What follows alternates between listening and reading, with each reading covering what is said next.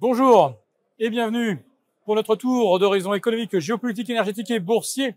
Nous sommes le vendredi 28 mars et pour comprendre comment tourne la planète finance, eh bien, c'est sur l'inforruptible et nulle part ailleurs. Et aujourd'hui, nous sommes au salon du trading.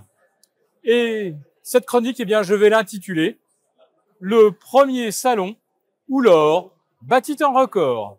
Car en effet, au moment où j'enregistre, l'once d'or vient de passer la barre non seulement des 3050 $, mais également se hisser au-delà des 3085.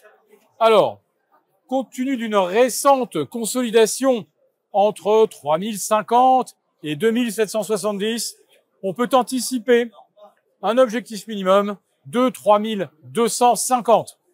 Est-ce que ce sera la fin de l'histoire?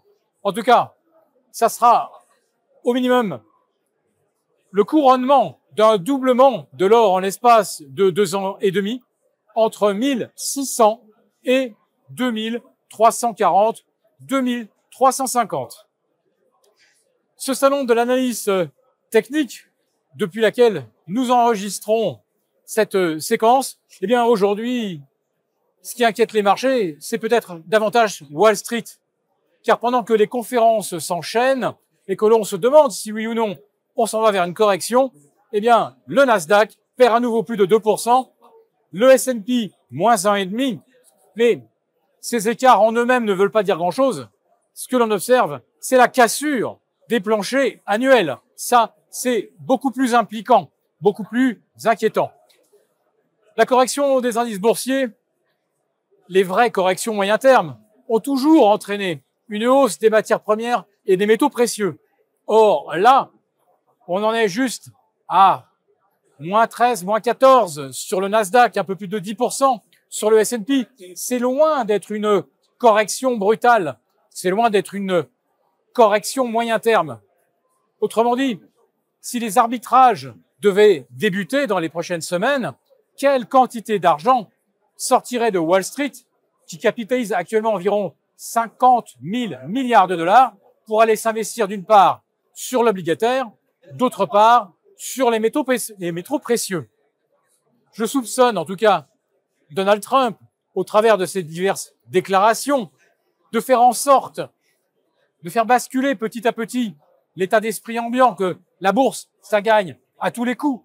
Et c'est vrai que depuis 2020, ça gagne à tous les coups, que depuis 2009 même, on a multiplié la mise par près de 8 sur le S&P 500, par 10 sur le Nasdaq. Certains opérateurs n'ont connu que la hausse depuis plus de 16 ans. Eh bien, un mouvement de correction moyen, long terme, certes, causerait du dégât, boursièrement parlant, mais résoudrait le problème probablement le plus angoissant pour l'État américain, pour la Maison-Blanche, à savoir comment refinancer d'un coup 9 200 milliards de dollars, 9 200 milliards d'émissions de dette remontant, alors essentiellement à 2020, mais également des émissions plus longues remontant à 2018, 2019, etc. C'est un montant jamais vu. Et pour que ces émissions soient absorbées par le marché, il faut évidemment que l'argent vienne de quelque part. Ce ne sera pas de l'épargne mondiale, ça ne peut provenir que de Wall Street. Alors, s'il faut inquiéter Wall Street, s'il faut insister sur les mauvaises nouvelles, sur les chiffres qui déçoivent, comme la confiance des ménages américains, qui perd encore plus de 5 points au mois de mars, s'il faut insister sur l'inflation qui ne recule pas assez, et c'est ce qu'on a eu avec l'indice PCE ce vendredi, 2,5, oui, c'est exactement ce qu'on attendait, mais il aurait fallu, en réalité, que l'on soit à 2,3 ou 2,4 pour que les marchés respirent un peu. Donc aujourd'hui, si l'on se met à regarder toujours le verre à moitié vide, eh bien, il pourrait fortement se remplir du côté de l'or et de l'argent. L'argent, je termine là-dessus, peut être en train d'effectuer enfin son breakout au-delà des 34,5, compte tenu des positions vendeuses à découvert gigantesques, historiques. Un tel breakout pourrait propulser l'argent en quelques semaines vers les 40. L'argent comblerait ainsi son retard de performance sur l'or.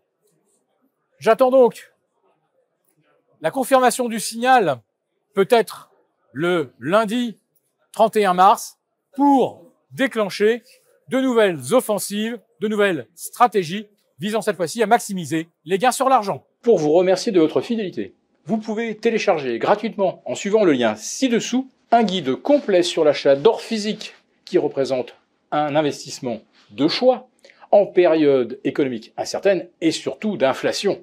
Merci et à bientôt. Merci beaucoup d'avoir regardé cette vidéo. N'hésitez pas à réagir dans les commentaires ou à liker et partager cette vidéo si le contenu vous a plu. Et pour ne rater aucune de nos prochaines émissions, vous pouvez vous abonner à notre chaîne et activer les notifications.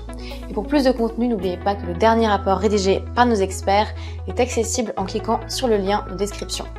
On se retrouve tout de suite dans les commentaires et je vous dis à très bientôt pour une prochaine vidéo.